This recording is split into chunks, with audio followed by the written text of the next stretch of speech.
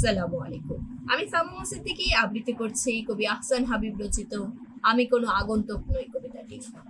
আসমানের তারা সাক্ষী, সাক্ষী জমিনের ফুল, এই নিশিরাত বাঁশবাগান বিস্তর জোনাকি সাক্ষী, সাক্ষী এই জারুল জাগর, সাক্ষী পুবের পুকুর তার ঝাপড়া ডুমুরের ডালের স্থির দৃষ্টি। মাছরাঙা আমাকে চেনে, আমি কোনো অভ্যাগত নই। খোদার কসম আমি ভিনদেশী পথিক নই। আমি কোনো আগন্তুক নই, আমি কোনো আগন্তুক নই। আমি ছিলাম এখানে, আমি শাব্দিক নিয়মে এখানেই থাকি। আর এখানে থাকার নাম সর্বত্রই থাকা, সারা দেশে। আমি কোনো আগন্তুক নই। এই খররৌদ্র জলজ ক্লান্ত মেঘ বিকেলের পাখিরা আমাকে চেনে। তারা জানে আমি কোনো অনাত্মীয় নই।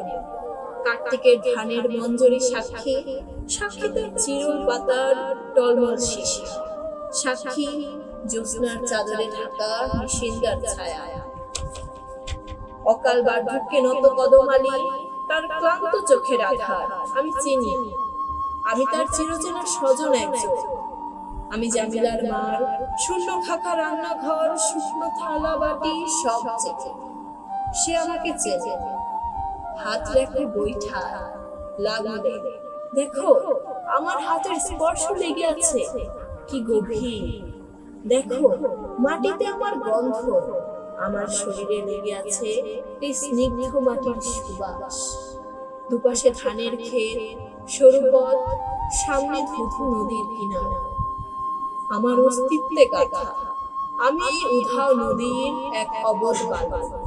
আমি উধাও নদীর এক অবধ বালু। আমি উধাও নদীর এক অবধ বালু।